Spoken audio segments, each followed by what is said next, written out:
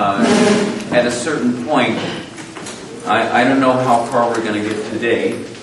We may do considerable, but you may want to stand up and actually come around, and so that you can see what I'm doing and how I'm doing it.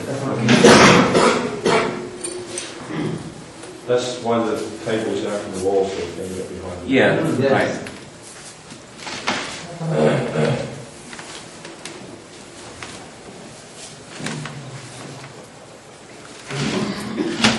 So this, the blouse goes on first.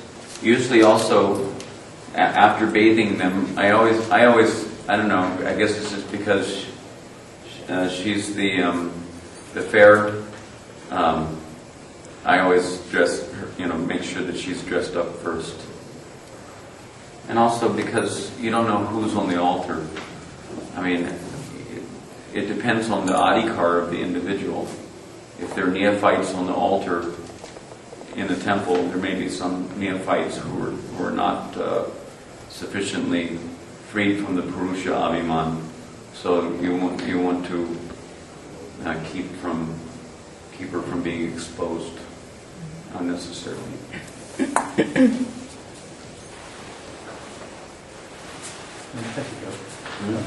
And the toe rings also. Another thing about toe rings is generally, as far as I know,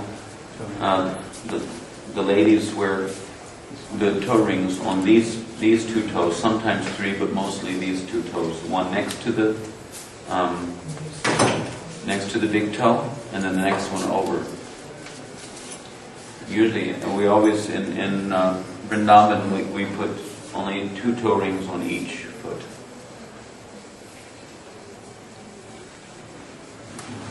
And usually, I put the toe rings on before I put the underskirt. Is there an underskirt here? Yeah.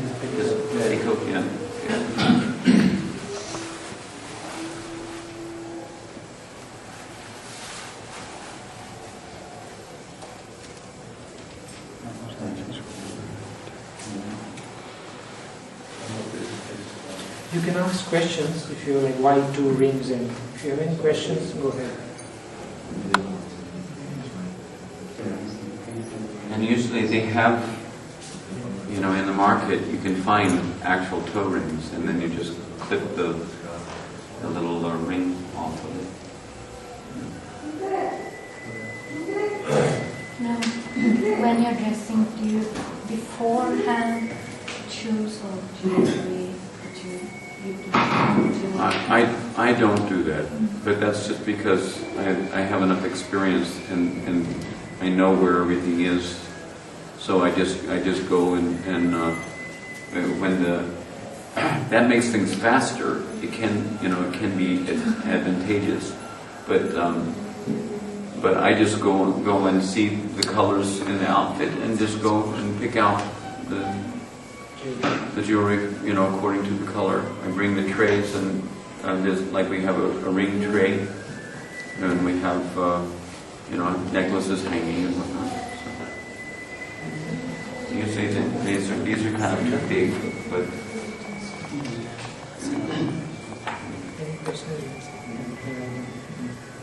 Do you feel it's important to do decorations where it's not seen? Like the back of Krishna's hand, for instance? No, I don't, at least if I'm in a pinch for time.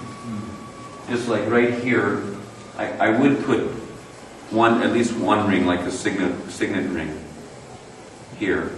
And sometimes another ring over here. Usually on Krishna I put a larger ring. Anyway, we'll get to that. We'll put large.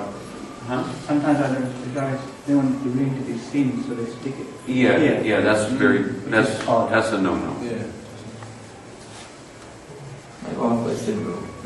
Before we start the dressing, it should be we offer the flower with the sandal wood to for the lotus feet of Radharani.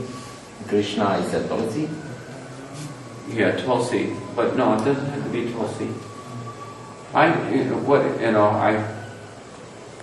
I'm not much of a rules and regulation man, to be honest with you. But what I do is before I approach Krishna, I go to and place flowers at the feet of my guru,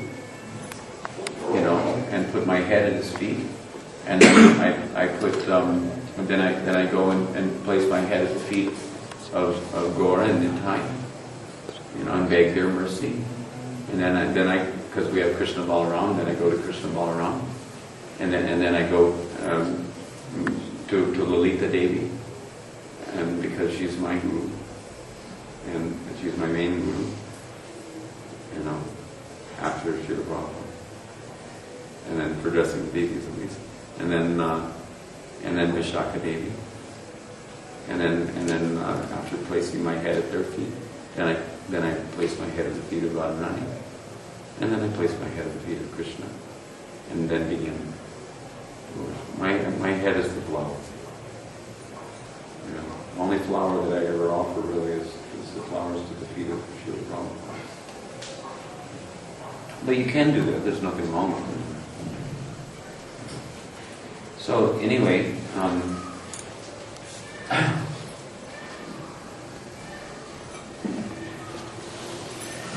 so these two toes, right?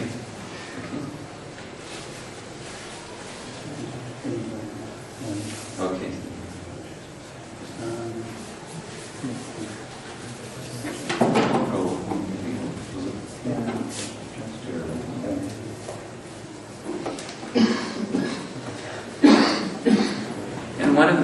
A very important thing is, of course, it will become more relevant for you, and it should go in this direction gradually, by grace of Guru and Krishna. But Bhaktivinoda Thakur has mentioned that even if one is worshipping Radha and Krishna in Vrindavan, in Braja Bhumi, but if one is not worshipping while absorbed in internally thinking of one's what is called Antraschinta Siddhadeha, that means the internally conceived or the conception of one's constitutional Swarup, Braja Swarup, then that worship will not lead to the realm of Braja, but will lead to either Vaikuntha or the Vaikuntha Vrindavan, or to even Vaikuntha Vrindavan is the place on Golok Dham where Radha and Krishna, in their form as Radha and Krishna, are worshipped majestically.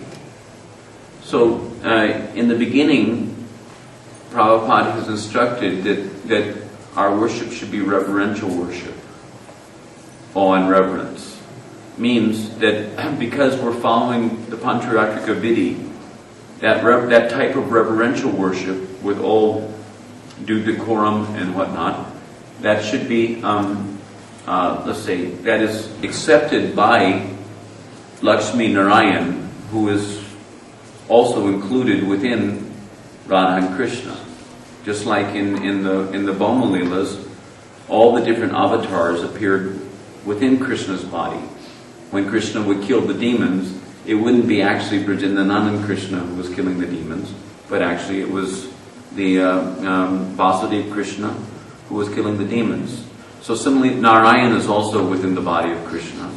So Narayan will be accepted, the Narayan aspect of Godhead will be accepting the service even though the Krishna Swarup is there. But we should not be attached, according to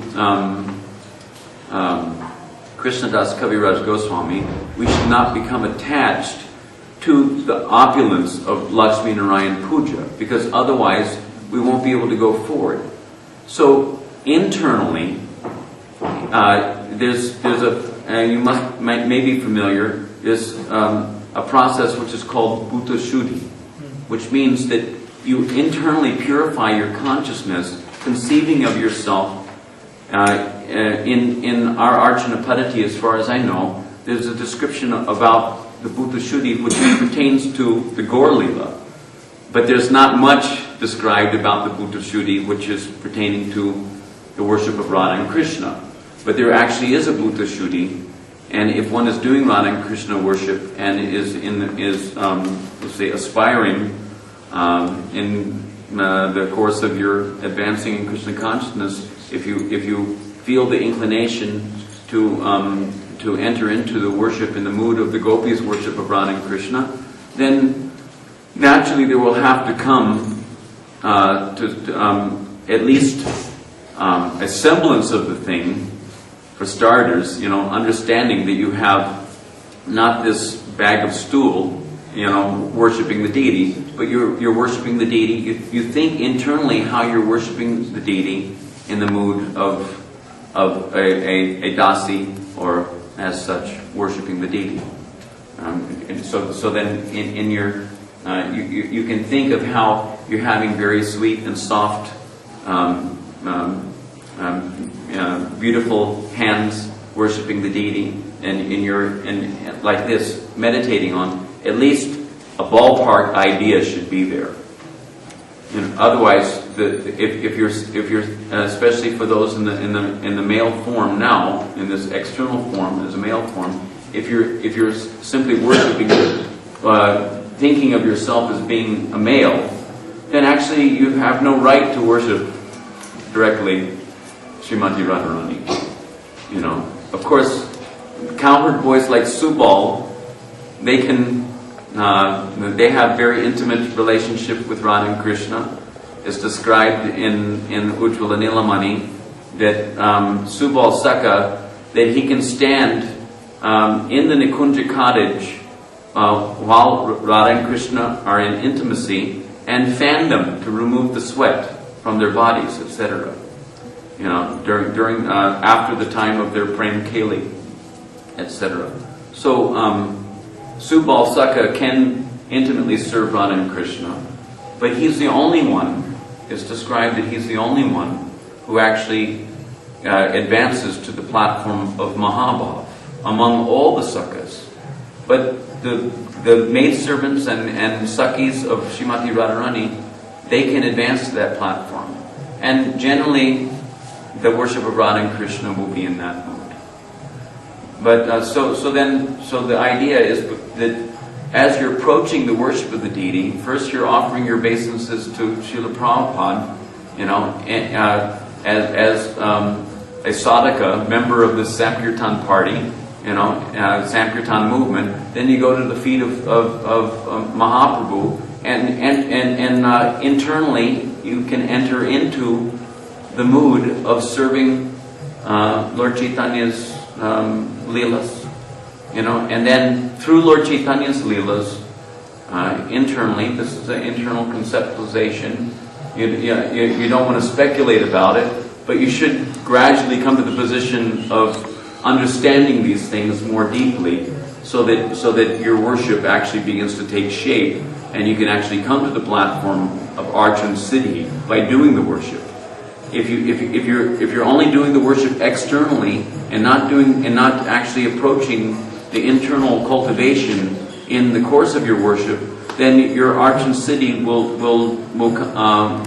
progress to a let's say an inferior status. So in order to go to Brajadam, you have to cultivate the superior status gradually as you make progress in Krishna consciousness.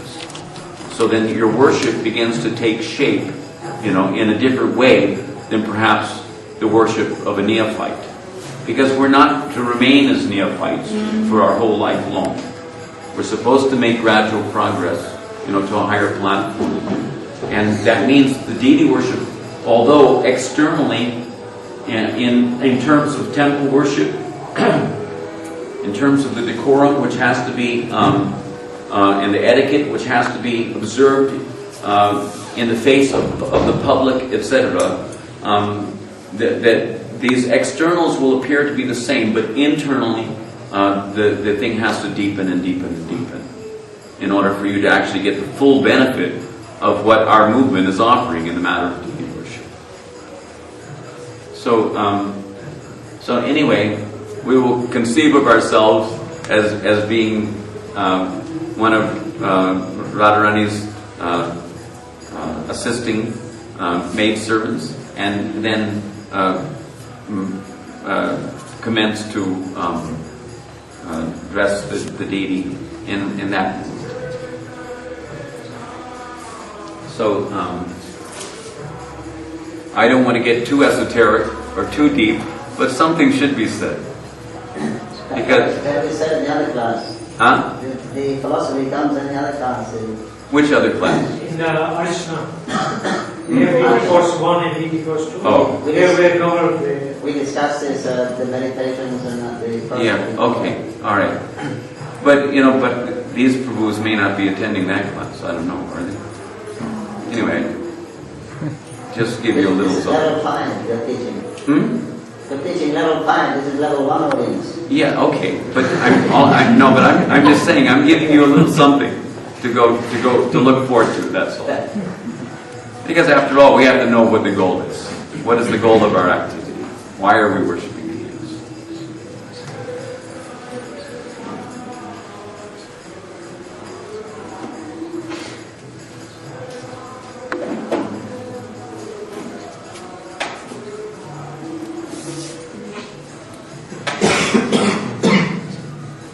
So another point here is that you, especially in personal deity worship, but you can also apply it in personal deity worship, but generally in personal deity worship you have small deities, relatively small. But in the temple worship, usually the deity is up on the altar, so the angle that the devotees will see the deities, you have to keep that in mind when you're addressing the deity. Like if the deity's up here and the devotees are down here, then in order to check to see if you until you're really familiar with what it looks like, as you're doing it, in order to check to see, sometimes it's good to get down and see what the thing is actually looking at. Like if you get down here, then this looks like it's just cutting straight across. And the same thing will happen with like the choker. If you put a choker on the deity and you don't allow it to be rounded, then if you get down from the perspective of the devotees in the darshan mandap, it looks like it's just cutting straight across her neck. So you have to, to some extent, over accentuate the actual form in order to bring out the form. So then pull it down a little. So that when you put on the belt can be a little loose, not so tight, but a little loose so that it hangs down some, so that it looks, like it's rounded nicely from that perspective.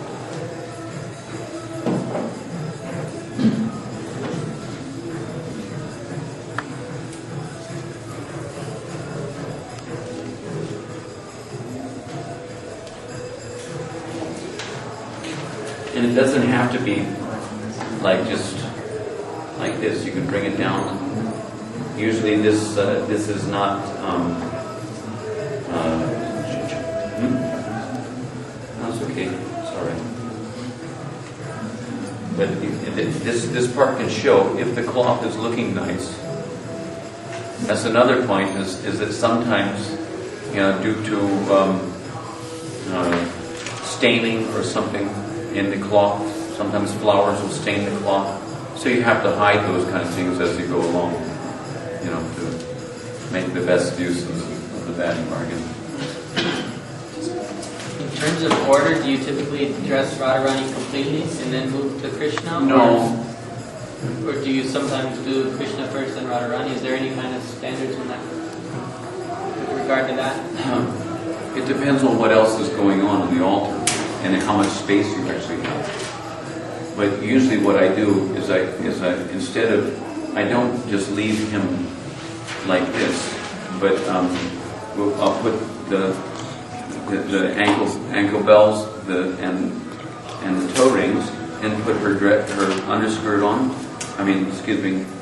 First is the blouse, then the ankle bells and toe rings, then the underskirt, then her dress, and then I'll move to Sham and put his kurta on if he's wearing a kurta. In the summer season, there's no need, even in the Western countries, for Sham Summer.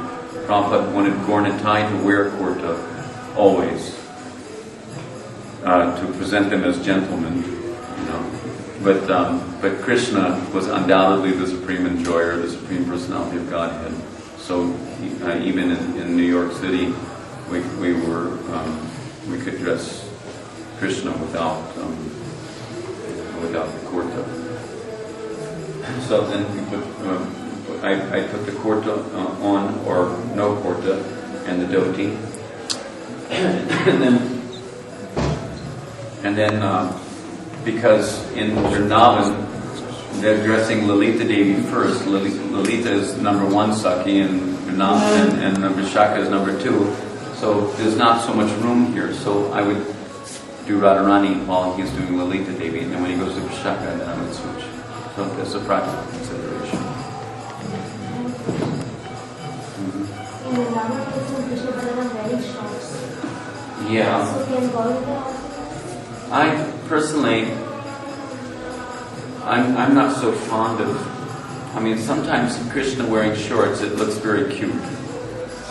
In Radharaman temple, he wears shorts a lot. But especially for big deities, sometimes wearing the shorts, and especially for Gaura is not really appropriate. I prefer personally to see Krishna wearing a dhoti. I don't even prefer to see Krishna wearing the dancing skirt and pants.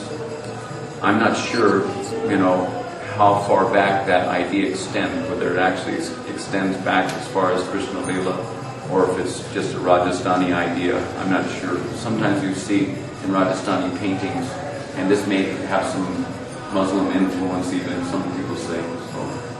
But for sure, the dhoti is right on.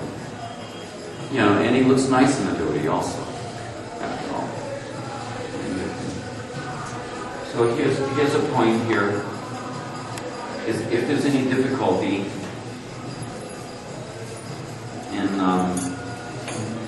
there's no Velcro here, so sometimes, due to the misconceptions of whoever's made the dress, things aren't fitting properly. So just like in this case, and this is very important because pins hurt if you've ever gotten stuck by a pin. So after all, we made the point that Krishna is a person and he does have feelings. His feelings are although he's more tolerant than us, but he's also more conscious than any of us. So if you need to use a pin, especially close to his body, you have to learn how to just carefully snag. You might even, I don't want to make everybody get up, but you can get the idea. You just snag the cloth and pull it out away from the body. Huh? Yeah. That's the thing that's snagging. So you have to see it theoretically. And also, you should never let heads of pins show, and you should never let the pointed end of the pin come out and be gleaming in the light, from different angles of vision. You see a little pin gleaming. You won't get a chance to practice also. Yeah, right. When you go putting the pins, putting the pin in.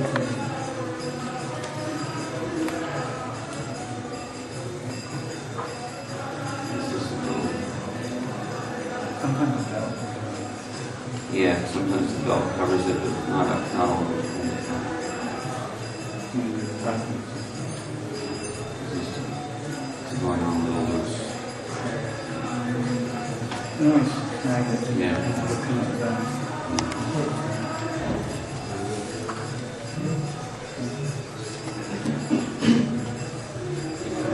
And putting on the dhoti sometimes is misunderstood by they put it on the wrong way or whatever. So Krishna's foot is like this, so the front comes here, goes through between his legs. And there's different ways you can do that also. It's nice to make the dhoti look neat. You don't want it to be, a bunchy mess.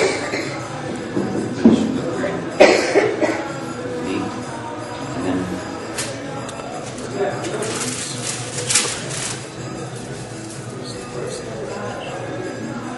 you don't want this to come through too tight.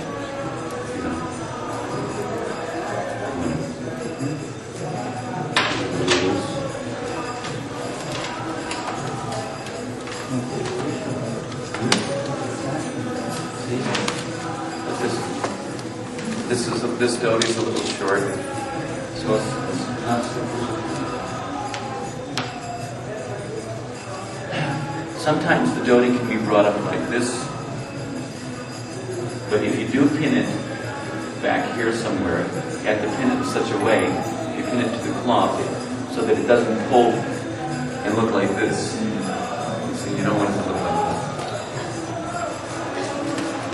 But see, you don't want it. But most of the time, I don't pin it up like that. Most of the time, I pin it down like this. You get a little slight curve to it. You don't want everything to be straight. Some people, well, at least Korma Chaitanya is saying that we don't want to say that this is wrong and this is right. But just logically speaking, if something is flowing, it looks more real than if everything is just stretched out straight like paper doll style. So I prefer a more flowing approach. Stretched out,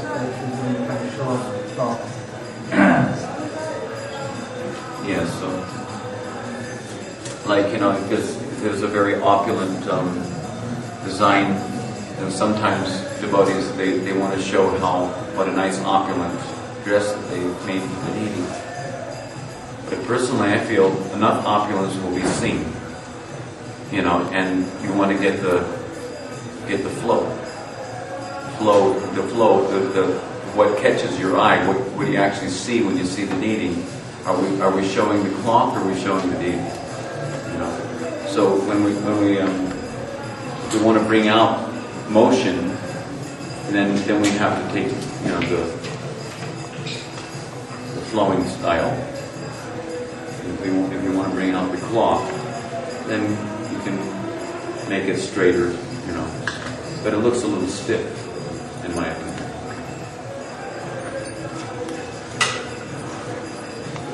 So what do we have? We have a sash. We'll put a sash and a belt. Show them how to. Yeah, there's different ways of doing it. This is a little bit of a big piece of cloth.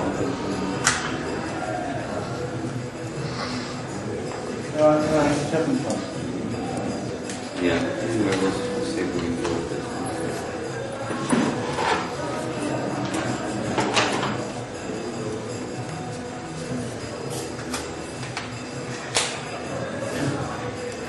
Before you put your cheddar on.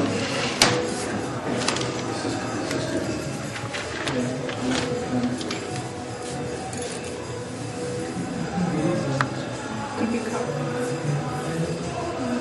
Usually when I